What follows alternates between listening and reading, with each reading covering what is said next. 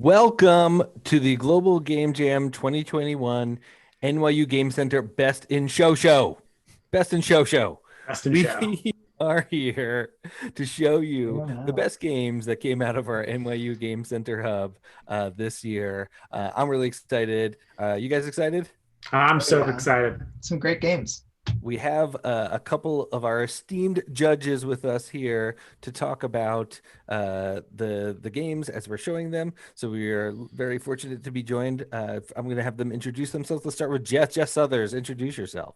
Hi, I'm Jeffrey Southers. I am a game designer based in Queens, New York, and a NYU Game Center alum. And Ben Poland. I'm Ben, and I'm a game designer and software engineer based out of Brooklyn, New York. And we are going to start right now. We're going to bring in our first team in 1 second. So I'm really excited for this first team. I think you're going to really like it. This is the best use of theme. We have several different awards that we're going to go through tonight. And the first one is the best use of theme. What was the theme this year? Is it who Jeff, you want to tell us about the theme? Lost Say and that, found. say that again. It was Lost and Found. Lost and found. I So have lost something and then found it later. You gotta find it. yeah, once you lose something, you got to try and find it. So we're going to bring in our first team, our first game that made a super awesome game called Lost Buttons Found Control. See what they did there with the lost and found. They lost it and they found it. Right in there. So we're going to bring that team in now.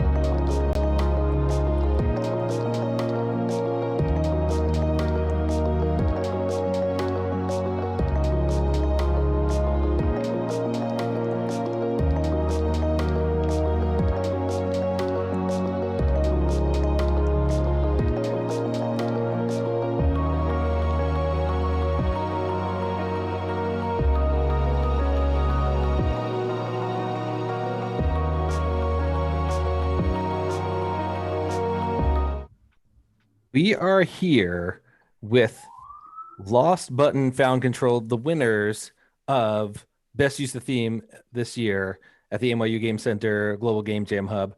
Team, tell us about yourselves. Tell us about your game. Hi, my name is Matt Piedra. I am the designer behind the game.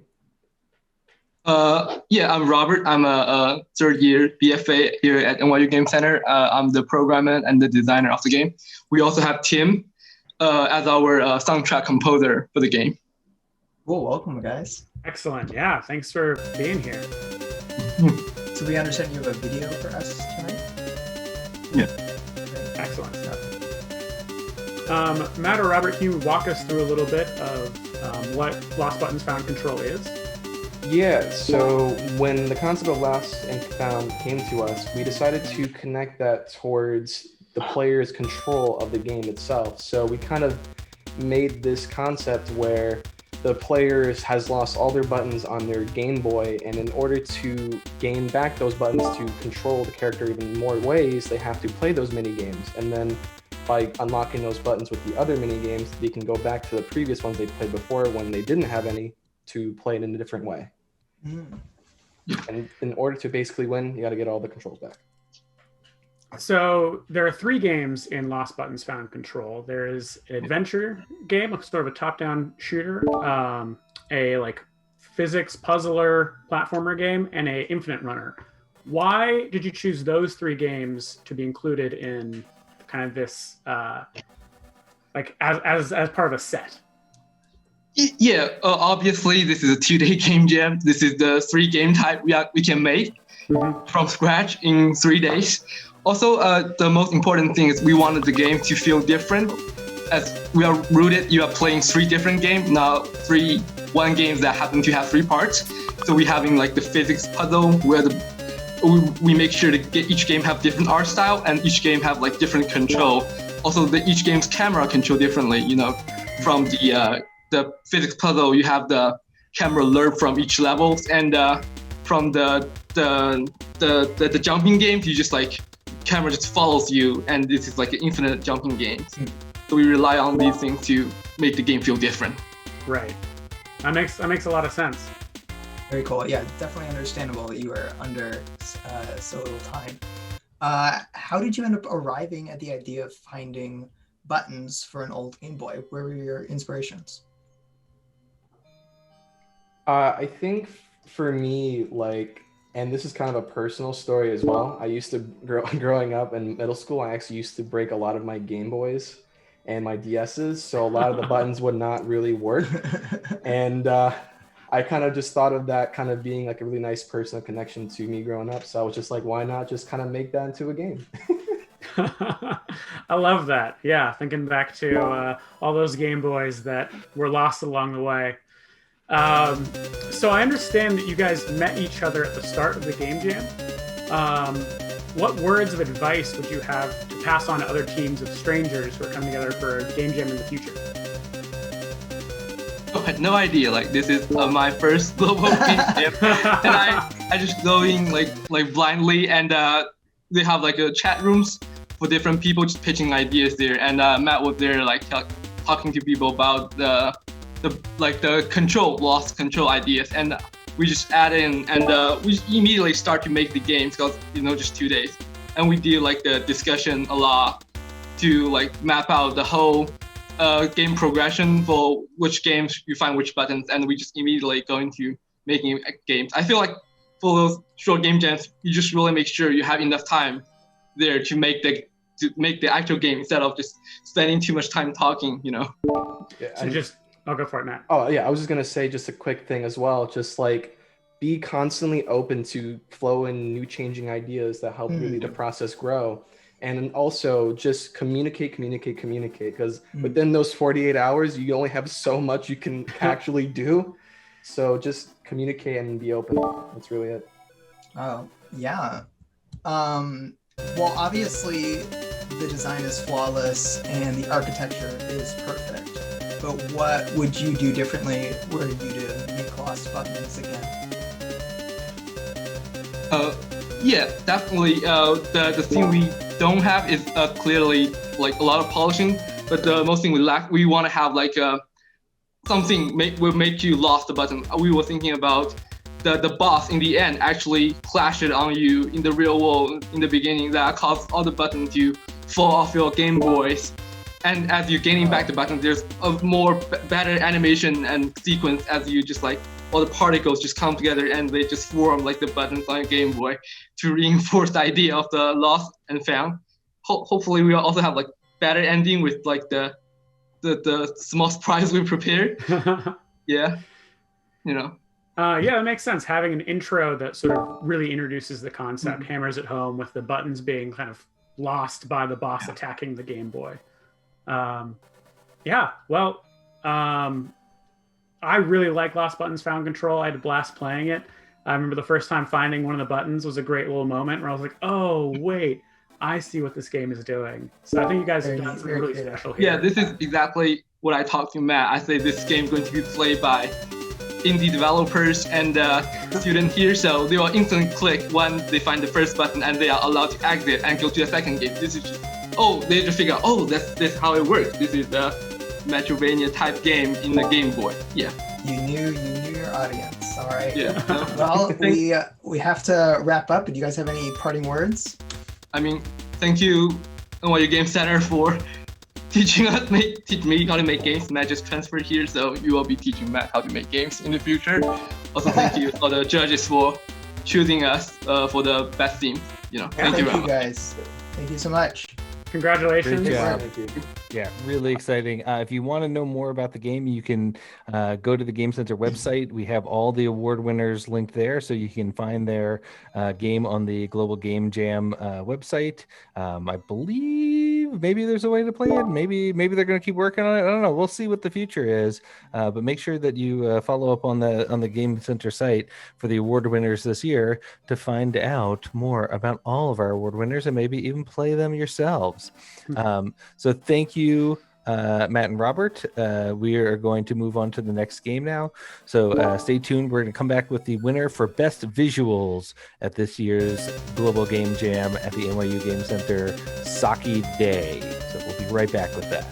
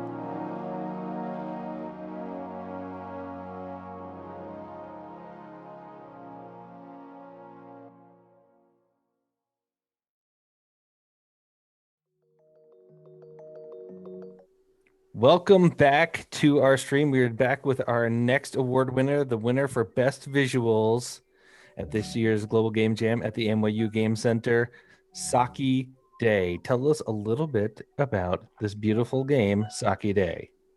Thank you, Matt. So we are a team from Russia, and this is our game, Socky Day. Well, first, we want to introduce ourselves. My name is Makar. I'm Unity developer. I'm Kaz. I'm an artist. Yes, and I'm Victor. I was the sound designer and composer for this game. So let us start, and I will walk you through this game. So first of all, we have this character who is falling asleep, and the guy is keen on collecting socks. He's having a nightmare in which all his socks were stolen. All of them got lost. And yeah, here's his dream, his weird dream. And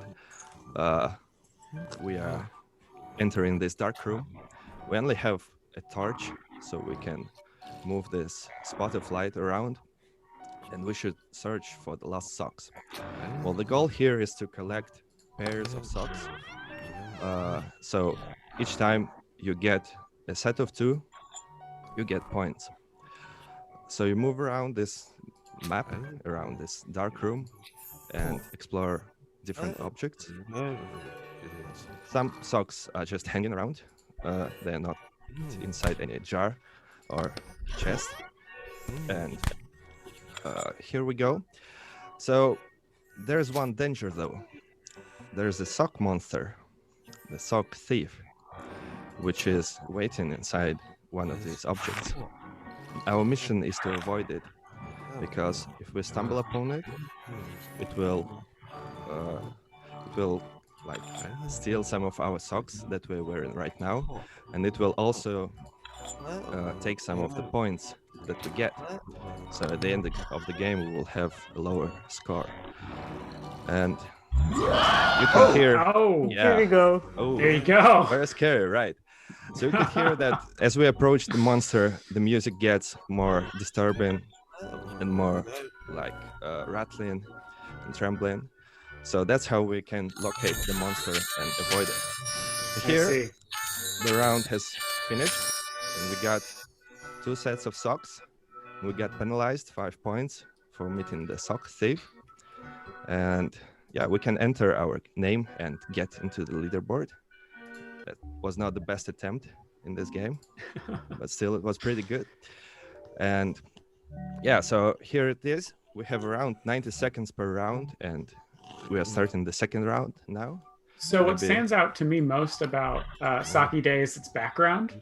Um, it's what I could call like magnificent clutter, right? You've got like trees, and there's like a toilet somewhere with mushrooms growing out of it.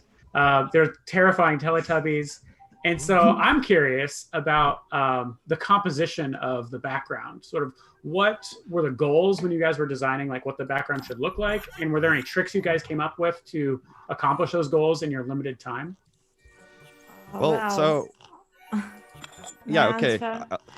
So the Yes, main go. goal was to make something that's gonna be interesting to, I don't know, look at. Like it should be enough interesting and detailized, but enough space to place some socks and other things there to make it like searching stuff. And at all, the most difficult thing was to find out what new things I should place here. Like, once I realized it, I don't know what should I place there. So I just asked other people, like, what can I place there? Please save me. So you begin to kind of crowdsource some ideas. Yeah, that's right. So like the first day when the topic was revealed, we just our team sat down and we like brainstormed, and we got several concepts, and we chose like the best one, the one we got the one we had more clarity about, and the rest. So as you can see, our character has only 2 feet as a normal human, so he cannot wear more than 2 socks at a time. So when you put on another sock and it is not coupled with one of yours, then like the earliest sock will be put into the place where it was found. So this game has elements of a memory game. Probably you can like memorize where you put some of the socks and then return and pick them up later. Right. But it's also like it's pretty hard because of the limited time. So we wanted to make some challenge in this game, not just pointing and clicking, but also some maybe intellectual challenge. Yeah, you're doing very well this time. When we had you join us for the awards after the Game Jam, Victor, I believe you zoomed in and you said it was 4 a.m. your time. That's right. Can you tell us where your team is and how you found out about the NYU Game Center? So, well, we are based, like 2/3 of our team are based in Moscow, and I'm based in another small city around like 100 kilometers from Moscow.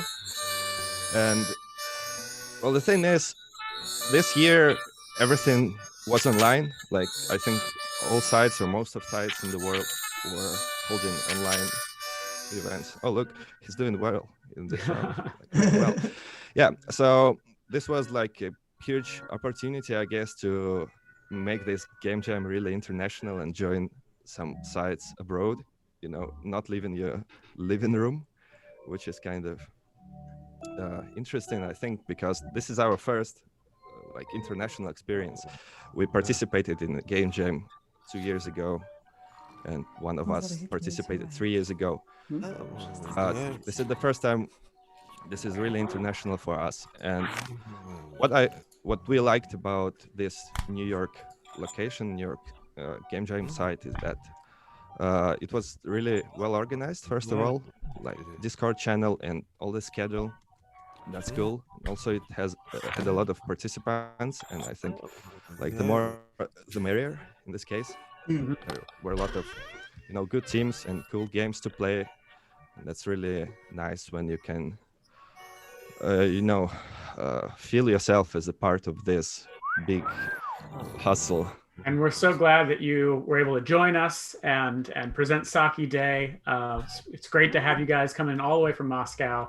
I think that's our time for this one. We got to move on to the next one. But thank you guys so much for showing your game, and congratulations on winning Best Art for the NYU Game Center. Thank you, Thank you for having us. Lucky day. Yeah, Thank great you. job. Really We're appreciate honored us to be here. of the all the locations in the world, and it means so much to our staff. I want to give a special shout out to Logan, Gwenna, and Dylan, who really made this all the works happening, including this stream, make that work happen behind the scenes. So. We're gonna move on. We're gonna come back with the game that won for best audio, which is Half Forgotten Psalm. So we'll be right back in a minute. Thank you, Socky Day. Find your socks. Thank you.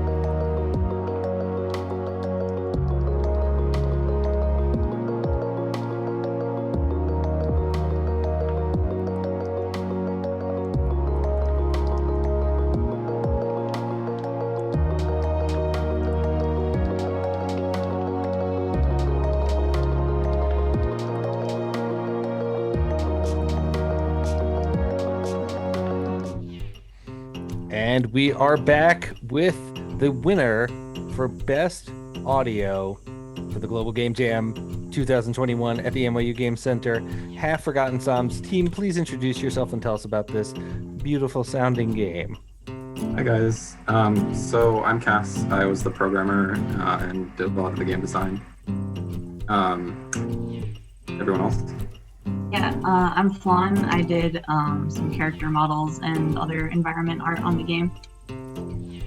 I'm Eston, and I also did some character models and a little bit of environment stuff, yeah. My name's James, and I did the audio, like the music and sound effects. So Half Forgotten Psalms is a game about a wandering rooster folk singer who helps the working mice of the world to find their courage and to remember that together they are louder and stronger than any cat ever will be. This idea, because I had actually been listening to a lot of Pete Seeger's folk music regarding the coal miners and basically themes about unionization. A lot of these songs are songs that people would sing while unionizing or while striking, and came from the workers themselves. So we thought it fit the theme really well because you have this sense of this kind of generational knowledge of this kind of like leftist thought that's kind of just been relegated to the past, but now it's re-emerging. And in the game, basically, you walk around playing the guitar as the folk singer, and are actually convinces the different mice to come with you and sing. So throughout the game, you go through the different groups of the mice, and you try to rally them all, and eventually conflict with the cat boss at the end of the level. And so I had been doing a lot of work with sort of rhythmic worlds like this before in other projects, so I had some of the code already for this. And basically everything is synced up to this world clock. And so you get this kind of procedurally generated song as you go through the game. And you can just kind of freely play the guitar, but also obviously the point is to rally the mice and overthrow the cat. Yeah, it's really cool that the mice sing along. And I noticed that obviously I can be keys to play the guitar along. Do they sing to the key that I am playing? So they don't exactly do that. I wanted to have them sync up with you a little bit, but really they're just all sounds that kind of compose to fit well together, thanks to James, basically. That makes sense. Yeah. Basically, James just kind of made a bunch of different clips for me, and I kind of plugged it into the system, and it really quickly came together. Just all the mice naturally started singing together, and I was just like really happy with how that sounded. Very cool. And that's actually part of what I'm curious about. For James, I suppose, like you played all the music for this game, and I'm curious what your approach was to like choose what chords the player would be playing, like how you wanted to compose the music. Yeah. So basically, I just have an acoustic guitar over there, and what we did was we separated it into bass notes and chords. And so I recorded some bass notes. I was just thinking very like folk song kind of stuff. So I was like, there's like 3 chords that like a lot of folk songs use. So I started with those, and then we had some room to throw in extra chords because we wanted to do this like kind of 6-button layout. And yeah, so I just added some more, I guess, kind of jazzier chords, but they kind of work with just simple bass line stuff. So most of it for me was just trying, just to a like tempo, like strumming chords, and then I just picked out the ones I liked and sent them to Cass. Right. Yeah, I had a great time just playing around with the chords for a while. Like just before I even realized I could get the mice to all gather with me. Mm-hmm. I was just having a good time strolling around playing the guitar. Yo, thank you. Yeah, that's what we're hoping for. Yeah, the process of discovery, even though the game is this nice compact experience, like many little moments of like delightful surprises. Mm-hmm. Really yeah, good. Absolutely. Yeah, I mean, I feel like it's a very underexplored space still, just procedural music in games and having the ability for the player to kind of control that and creatively play in a 3D environment. Interesting. What lessons would you say that you got out of being able to work on this project, especially considering your past work on procedural music? Well, I really enjoyed making this controller I made for the guitar. It's actually pretty open-ended, and I think, telling James, I've been wanting to make a system like that actually was like a crafting system. So you could, in a game world, kind of combine different elements to produce almost randomly generated instruments. And yeah, kind of open up the whole functionality of the keyboard in different ways. And I just really like having this pairing of very basic instrumentation with sort of colorful visuals that allow someone who's not really super musical to like play along to music in a way that starts to get them feeling like they're making music, but without having to like really be good or compose music, basically. Yeah, that was definitely me, and I felt good about what I was making. Well, we have to, unfortunately, have to wrap up. I'd love to keep talking to you guys about Half-Forgotten Psalms. Is there anything kind of in closing you'd like to say about the game? Any message you would like to leave us with? I guess I also think, while this game is a little bit silly in its tone, there is sort of a serious underlying treatment also of the idea of unionization, and I think I want to see more of this in games too. I feel like there's really not much leftist work in games that's really explicit. I think it's a good thing, and it will only bring more people into the world of making games.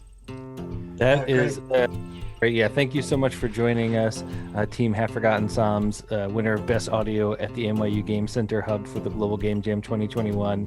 Love the Pete Seeger and reference. People should check out Pete Seeger, important, influential musician. But right now, we're going to switch over to our next game. We're going to be back in just a minute with the best non-digital game for this year's Global Game Jam at the NYU Game Center, Lost Language. So we'll be back in just a minute with them. Thank you so much. Thank you. Thank you. Thank you. Guys.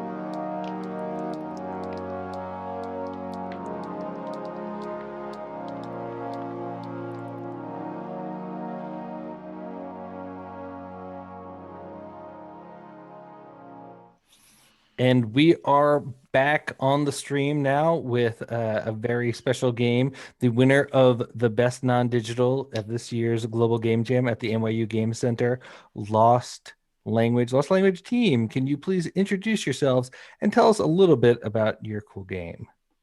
Yes, I'm Aaron. I'm Claire. I'm Dale. Oliver.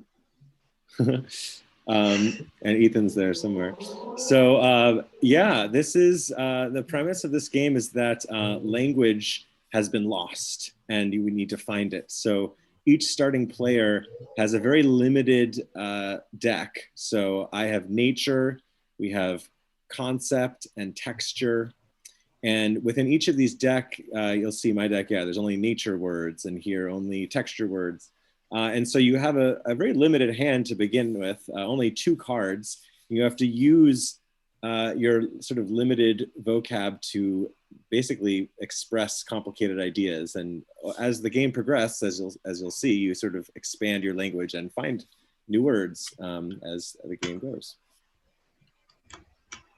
So what are a couple of examples? I mean, you're going to be showing us through the stream, but of like some complex ideas that you're going to communicate using these cards and these symbols. So yeah, this is sure. Here, this is the first go one. for it. Yeah, this is the first one that Oliver will actually play for. He has the texture deck. And typically the 4 ideas are something very linked to each other. So in this case, it's stuttering, whispering, giving a pep talk, and flirting. And as you can see, he's rolling the die now.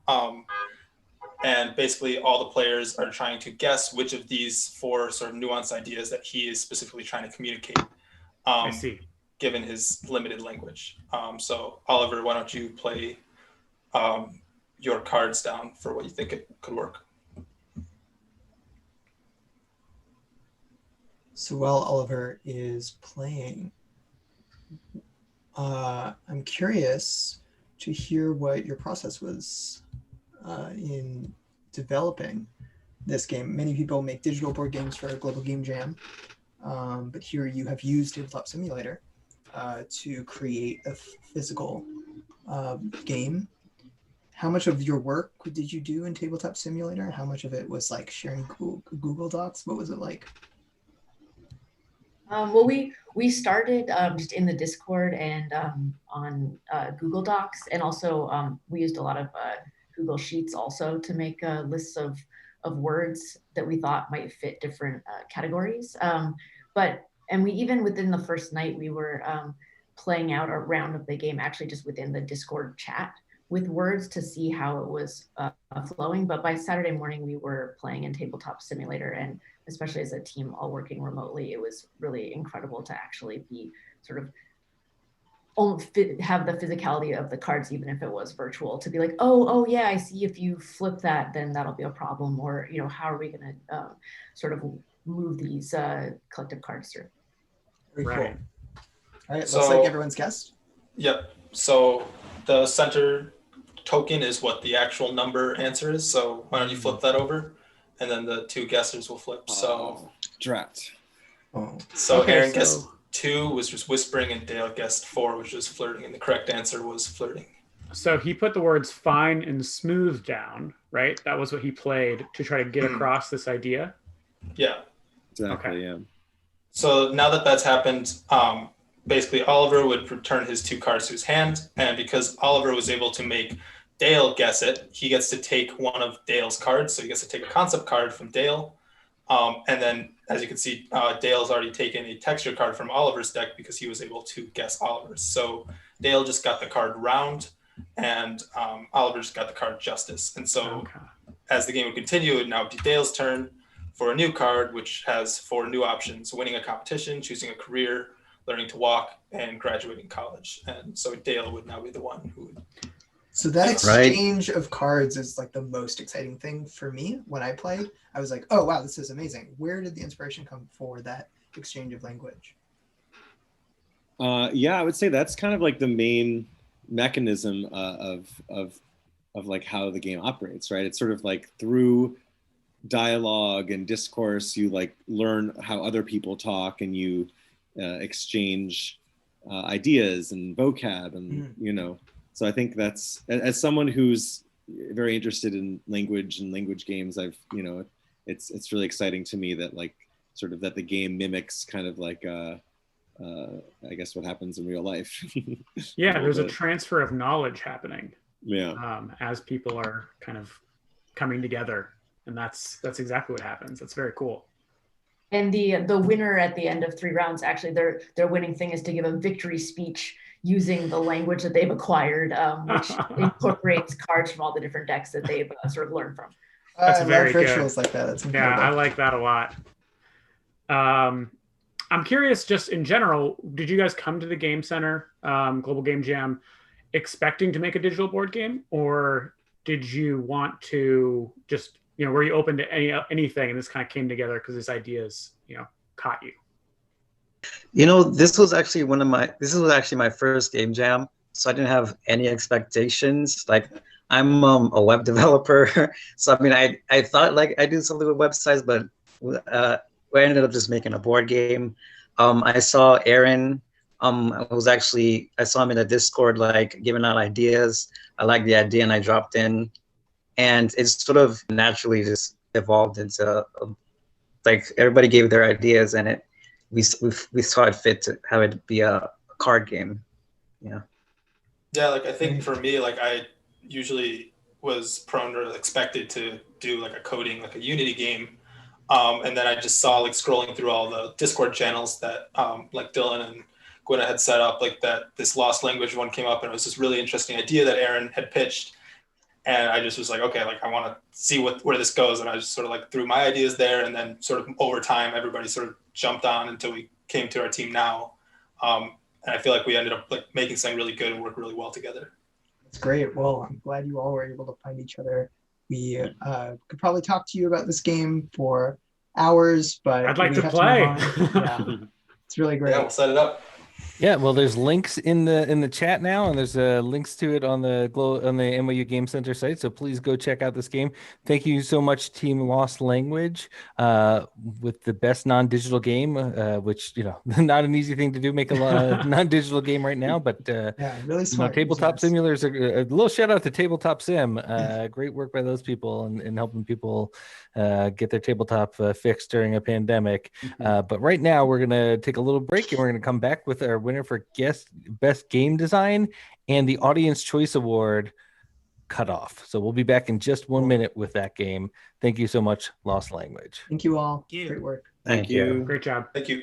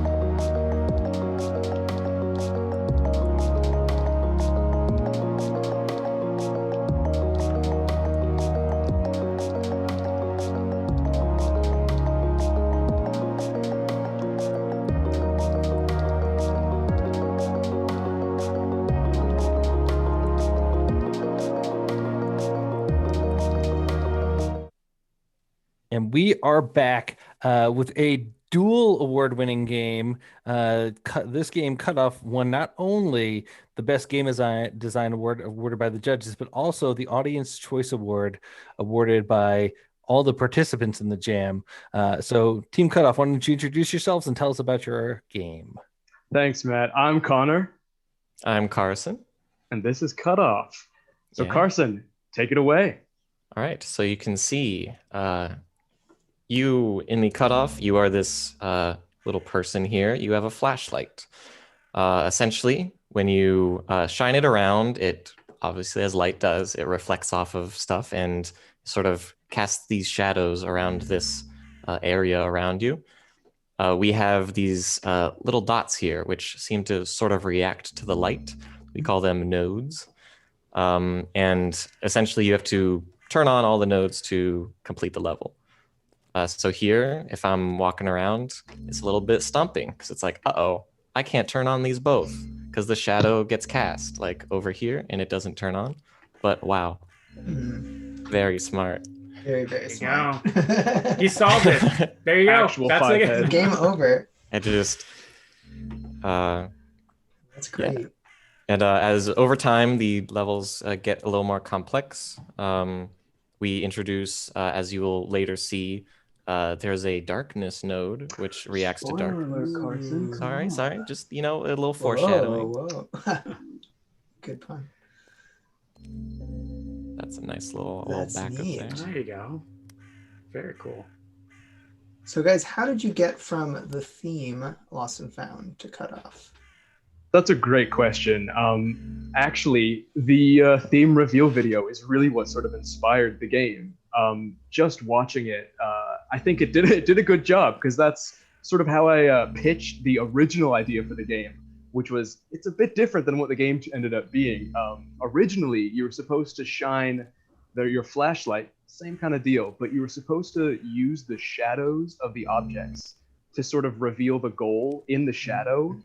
And then Carson, I think this was, I want to say Saturday, was like, no, wait, here's a better idea. Let's use nodes. And so we married the two ideas and bam, that's where we got Cutoff was Cutoff. Yo! Yo! That's all she wrote. Well, so you have 5 levels right now for Cutoff, which is scoped, I think, really appropriately for a 48-hour game jam. But I'd say this is a pretty strong foundation for a game. And I'm curious, were there any mechanics that didn't get into the game since you only had 48 hours? And what might we see in the future from Cutoff? Yeah, so I think we were able to make one level with it. It's the last level. Carson, is that true? It is. Yes, we have rocks that their shadow isn't quite what it seems. I believe it's this level, like right? this one? Here we go. Wow, there's like We were originally planning to have more levels with this mechanic, but well, of course, Interesting. and more levels in general. So Is it like an archway? Yeah, that is the Oh, gist. that's very cool. And so yeah, it's a little bit of a mix-up. It's very tricksy. Yeah, it got me tripped up for a while, I have to admit. But besides the archway, yes, we are planning on continuing to develop the game. Gonna add some new mechanics. Gonna add the narrative that was scrapped because there was something there, but wasn't in scope. Game jams happen. Yeah, that's the way the cookie crumbles. Yeah, and we are also, of course, we will be trying to look to add a little more. We both have kind of really enjoyed working on this game, and so we of course want to expand with even more sort of mechanics, like stuff like glass potentially, where like you can not walk through it, but the light goes through. That'd be very cool. Yeah, I think there are a lot of ways you could take this that would be really fun, really fun. Yeah, and I really appreciate the minimalist aesthetic, like obviously just black and white, but I'm sure it was a lot easier to develop as a result, and I think it's clearly paid off. Yeah, for sure. Very cool. Well, thank you. Yes. Go ahead, Ben. I was gonna say we have time to wrap up, but do you guys have any closing statements or anything you'd like to say or share about the game before we do? Yeah, sure. I think from me and Carson both, we just want to say thank you really to everyone who voted for us for the People's Choice. We had no idea. I dropped the link in the Discord like super late, like 20 minutes after the deadline. I was like, oh, I forgot to do this. So really, thank you everyone for just playing our game and voting for it. We're really grateful. We are very surprised to see the support behind it, and so we're very grateful. Yeah, thank you so Well, much. congratulations. Cutoff's a really cool game, and we hope to see you guys around the next game jam. Thank you. Great job. Thank you. You should also thank the judges who voted for your game. Of course, judges. The judges are part of the people as well. You know what? See, look at that. They are the people technically. So yeah, right there. Okay, fair enough. Thank you, Team Cutoff. Hope to see more about this game in the future with all those cool new mechanics and possibly other things that will come about for this game in the future. But right now, we're going to move on to our final game of the night. The winner for the best overall game, Hotel Royale Liechtenstein. So stick around for that last game. Well, thank you guys. Thank you, everyone. Thank you.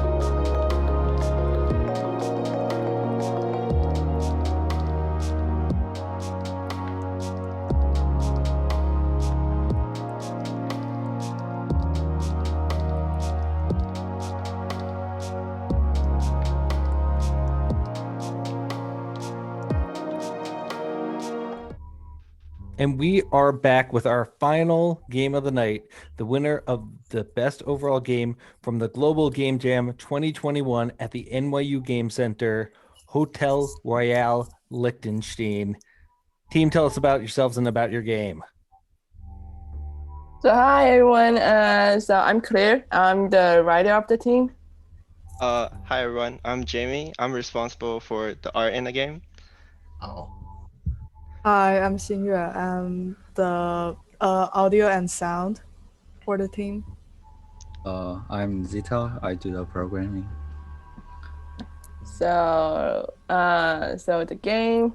Okay, so here the game begins. Okay, so this is a game about you playing at the lost and found counter at Hotel Royale Liechtenstein, and then you receive lost properties. And then you get to know these items. Your job is to send those lost properties back to their owners. Like for each item, there's gonna be like this little record tag, and then you have to fill the empties out, and so basically type in. Oh, interesting. So you can make little notes on these tags. Yeah. Right. Yeah. Whatever notes, whatever you want to type in. It's a great sound effect for typing out the notes. Yeah. Wow. So and then players gonna receive phone calls. Yeah, from those who want to reclaim their lost properties, and then you're in this conversation. You're in this dialogue.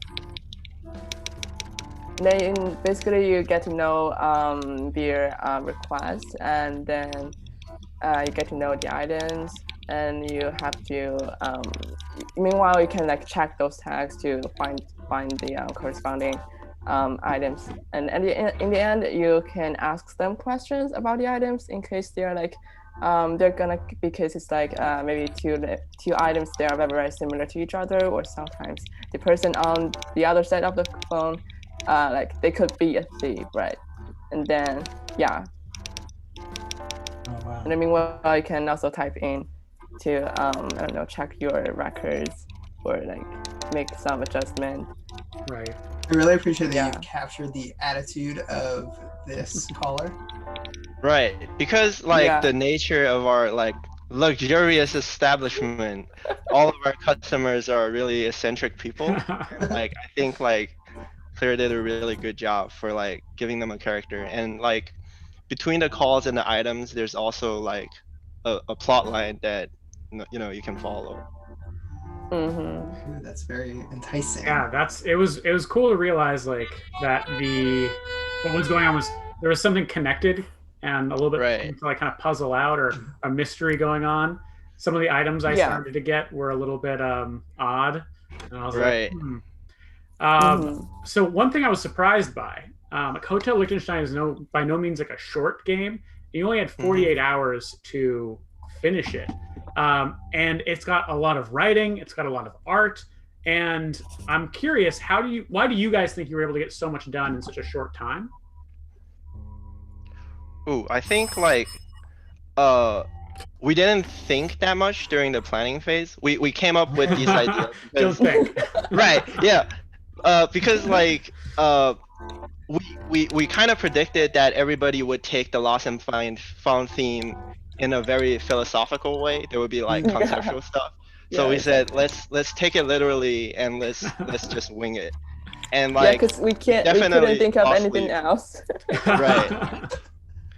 Very cool. I mean, it's interesting. Like I was noticing the detail on all of these objects, especially like the phone, is incredible. And the game has like all these different little, especially visual flourishes or the audio. And I'm wondering like how much of the art and the sound is just a first pass. How much did you actually have to iterate on it? For the art assets, like I did all of the illustrations, and basically I really appreciated the team for like giving me full reign over the assets, and basically I was just pumping them out as fast as I can. They were just like, all right, that's good. Let's just put it in. That's great. No looking back. Yeah, I mean, so congratulations on winning best overall. Thank you. And so I have a couple questions to follow up with that. Is this your first game jam? Actually, it wasn't. We went to the game jam last year, but like we did went over scope for the last game jam, so we didn't like came up with a legit game. Gotcha. So a lesson well learned. Yeah, lesson learned. Interesting. What advice? So you've won best overall. What advice would you give someone who is interested in participating in a game jam but is nervous to join? I would say like just do it. Like don't feel like the pressure of like, oh, I have to make a really good product. It's just like as the name suggests, like jamming is all about like the creative process and like interaction with your teammates. And I felt like it sounds hypocritical to like say it now, but I felt like even if we didn't win anything, like I still had a really good time for like with all of my teammates. So great. like do it for the experience. Yeah. That's great. Well, and those can't are great think of a more words to go perfect out on. sentiment. Yeah. Go ahead, Jeff. Oh, I was saying the same thing, Matt. That's a great sentiment to go out on. That's literally I was going to say go out on. Great minds. Because we're going out. So we're just gonna do something. We're just gonna close out 1 minute. Thank you so much, Hotel Liechtenstein. I just gotta ask, where did the name Liechtenstein come from? Where? Jamie thought of it. Yeah. Like we were looking at inspirations like the Grand Budapest, and we thought like an obscure, eccentric European country name would be a great fit for like the kind of weird tone that our game have. That's perfect. Yeah. Okay, cool. so we are gonna. This is our final game of the evening. We are going to bring everybody back for one big goodbye. That's going to be pretty crazy and unrehearsed and maybe somewhat chaotic. So we'll be back in 1 minute with everybody. So just hang on for our big goodbye.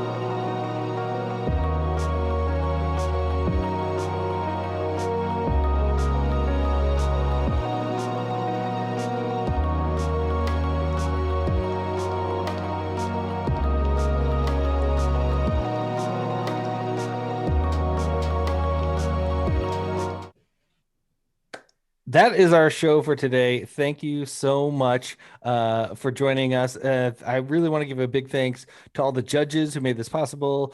Ben and Jeff, thank you so much for being on the stream. Thank you all the other judges who helped decide on these winners. Thank you to Logan, to Gwenna, to Dylan, who did all the behind the scenes work to really make this happen. Thank you to all the jammers who jammed all weekend long to make these games. Not just the jammers here. Thank you to you people because you make great games, but also to all the people who made games that we couldn't show you. There were so many games we couldn't show you all of them. We had to pick some of these games that were the award winners, but there were so many great games that came out of this jam. So thank you all for participating, and yeah, thank you for being a part of this or making this happen. I feel super gratified. You guys feel good? I feel good. You feel good? Feeling great. Feel great. Yeah. Okay. Good job, everyone. So, big goodbye to everybody. Bye, everybody. Bye. Thank you. Bye. Bye. Feels great. Bye. Night.